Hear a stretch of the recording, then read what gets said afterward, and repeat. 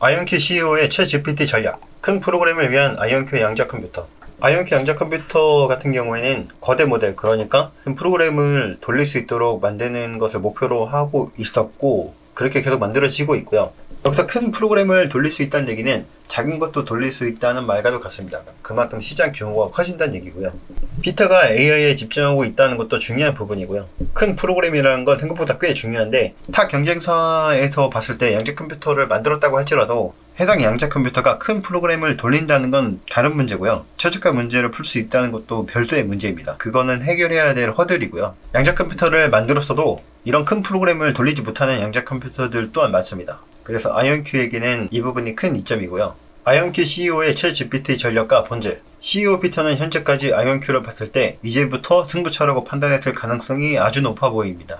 그래서 챗GPT 전략을 시장 선점 전략으로 얘기하고 있는데, 이런 전략이 시장을 선점하기 위해서 회사 체제를 상업화 전략으로 바꿔 나가는 것은 현재 아이온큐 지금까지 정황을 봤을 때 아이온큐가 선택할 수 있는 베스트 전략이라고 보여집니다. 그렇기 때문에 이런 시기에 아이온큐에게 있어서 영향력 있는 두 교수의 퇴사로 인해서 각종 추측들과 이야기들이 터져나오고 있는 상황이긴 하지만, 이 두 교수의 퇴사에 관련해서 너무 집중하는 것보다 아이온큐 팀이 스스로 이 문제를 극복하고 성장해 나갈 수 있고 AQ64 그리고 AQ64 플러스로 도달할 수 있는 것을 보는 게 좀 더 본질에 가까운 것이라고 보여집니다. 심지어 현재까지 조사해본 바에 의하면 잘 해내고 있어요. 해낼 가능성이 아주 높다고 볼 수가 있습니다. 초월드가 본 아이온큐의 변수. 양자 컴퓨터는 분명 4차 산업혁명의 중심적인 도구로 보여지고요. 파괴적인 도구가 맞습니다. 이런 압도적인 성능이 나왔을 때, 예를 들어서 알고리즘 큐이트 64 플러스가 나왔을 때 프로그래머들이 먼저 성행적으로 써볼 가능성이 높고요. 써보는 이유 중에는 탐구심이나 또는 위기감을 먼저 느끼고 사용해볼 가능성이 높아요. 실무진들이 사용하는 게 사실 가장 중요하고요.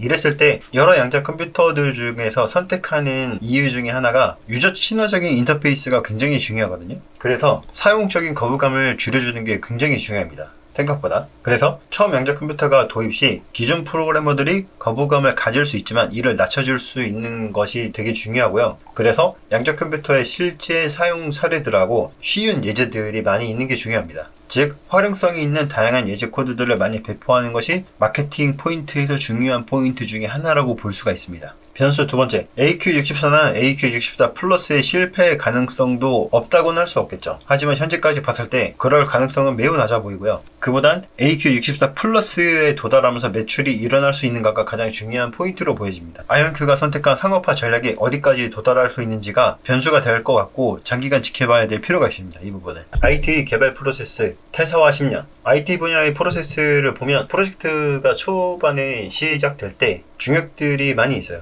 처음에는 중역들이 많이 있다가 어느 정도 프로젝트가 만들어진 다음에 그 이후에 인력들을 뽑거든요. 중반부터는 이 프로젝트를 계속 개발해 나갈 수 있는 사람들을 뽑고 그 사람들이 프로젝트를 굴리기 시작해요. 그러면서 처음에 중역들은 다른 프로젝트로 옮겨가면서 또 다른 새로운 프로젝트를 하거든요. 그리고 서비스화가 가까워질수록 더 많은 인력들을 뽑게 되고 그 사람들이 최적화를 하게 되면서 인력들이 계속 증가하게 되고 그게 절정에 달았을 때 출시를 하게 되는 형태로 흘러가게 됩니다. 그런 측면에서 봤을 때 김정당 CTO하고 크리스가 빠지는 건 엄청 이상한 흐름이다 라고 보기에는 좀 무리가 있어 보이고요. 재직한 기간을 보면 김정당 CTO 같은 경우에 거의 10년을 아이온큐와 함께 보냈어요. 그걸 봤을 때 한 개인이 회사에서 10년을 다녔다고 하는 거는 CEO가 됐든 뭐 CTO가 됐든 엄청 오래 다닌 거고요. 최근 전 세계적인 트렌드를 보면 10년 정도 회사를 다닌 거면 엄청 오래 다닌 거고요. 그리고 또한 아이온큐 같은 경우에 10년 정도 된 회사로서 굉장히 많은 사람들이 오고 간 형태이고, 회사 자체에서 사람들이 들어오고 퇴사하는 건 자연스러운 일이기 때문에 어떤 사람이 나갔다 들어갔다 하는 거에 너무 포커스를 하기보단 아이온큐 팀 자체가 스스로 이 문제를 해결해 나갈 수 있는지에 대해서 좀 더 포커스하는 게 기업을 볼 때 좀 더 발전된 시선이 아닌가 라고 보여집니다. 상업화 전환이 언론 플레이인가에 대한 결론, 구독, 좋아요 부탁드려요. 언뜻 보기에는 김정상과 크리스 두 교수의 퇴사를 무마하기 위해서 아이온큐에서 갑자기 상업화 전환을 하겠다는 말처럼 들릴 수는 있지만, 실제로 그럴 가능성이 100% 완전히 없다고 배제할 수는 없지만, 적어도 100명 정도 이상의 규모를 한 10년 정도 운영한 분이라면 현재 아이온큐 정황상 상업화로 전환은 자연스러운 움직임으로 보여지고요. 또한 현재까지 볼 수 있었던 모든 정황, 그러니까 기간적인 측면에서 AQ를 계속 달성하고 있는 것과 현재 인력들이 AQ를 달성할 수 있을 거다라는 계산을 검증을 해봤을 때, 또한 현재까지 아이온큐가 개발한 것들, 더 나아가서 영업을 하기 위한 인력들을 적극적으로 수용한 것, 그런 부분들을 모두 고려해봤을 때 아이온큐 그들은 그들이 생각하는 방식으로 한 단계씩 계속 나아가고 있었다는 걸 충분히 알 수 있었습니다. 결론,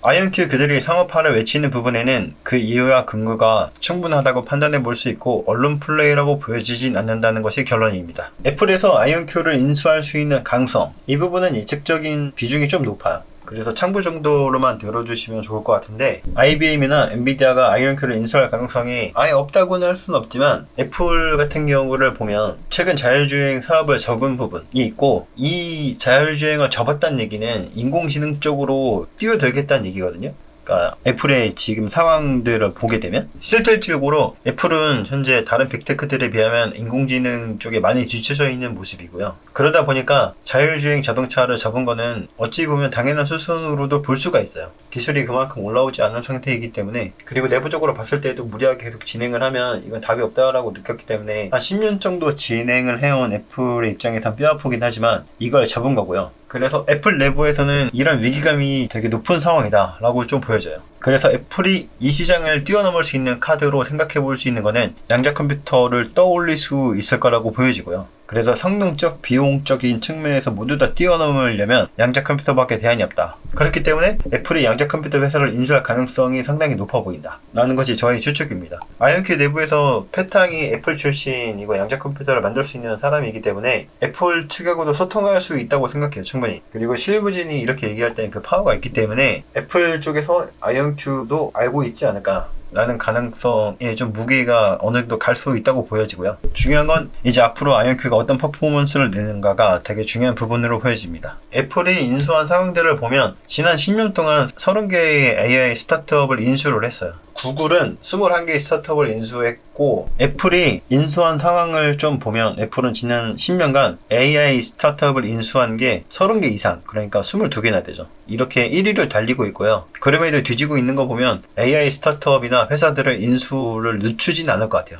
이 부분에서 굉장히 위기감을 느끼고 있는 걸로 지금 파악이 되기 때문에 200페이지입니다. 200페이지에 와서 결론을 내게 될 것 같은데요. 아이온큐 영업 경영진 영입과 총정리. 아이온큐의 큰 기술들은 완성이 됐다고 볼 수 있다. 초기 기술진들인 두 교수들이 고문으로서만 존재한다고 할지라도 현재 아이온큐 팀은 AQ35하고 AQ36을 달성하면서 증명했듯이 그들 스스로 AQ64를 달성할 수 있다는 실력을 이미 증명해 보였다고 보여진다. 계산했을 때에도, 검증했을 때에도 그럴 가능성이 충분히 높다고 보여지고요. AQ64와 포토닉 인터커넥터가 연결되는 버전인 AQ24 플러스 또한 도달 가능성이 매우 높다고 보여진다. 24년도에 포토닉 인터커넥터를 완성하겠다고 발표하기도 했죠. 몇 번씩 반복되는 얘기긴 하지만, 영업을 위한 2명의 이사회 영입은 현재까지 총 정황을 봤을 때 경영상 목적의 전환 체제가 맞다는 쪽에 무게가 실린다고 볼 수가 있습니다. 아이온큐의 말과 행동들이 전체적인 상황을 고려해 봤을 때 대부분 들어맞는 것으로 보입니다. 두 교수의 태도는 좋지 않은 소식이 맞긴 하지만 너무 이것을 비관적으로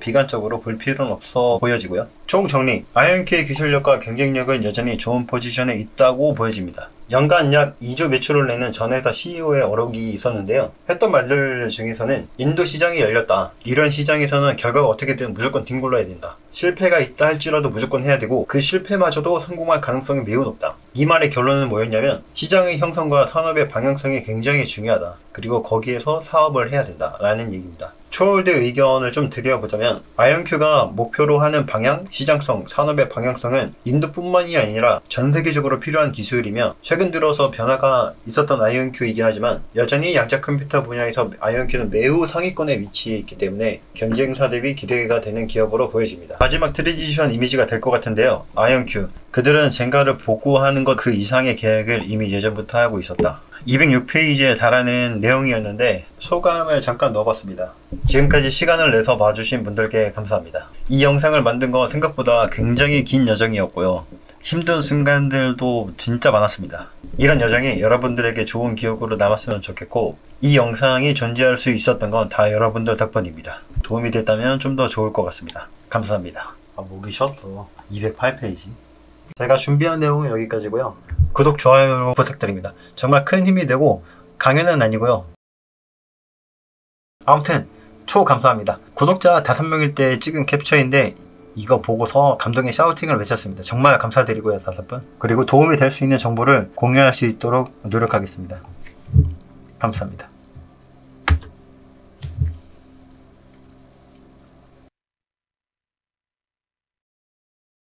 투자를 한다는 것. 투자는 본질적으로 그 회사를 알아가고 그들의 가치가 크게 훼손되지 않았다면 그들의 끊임없는 노력에 응원하고 지원을 해주는 것이며 그들과 함께 동행하는 것이다. 투자는 주가나 타이밍이 아닌 회사에 투자를 하는 것을 말합니다.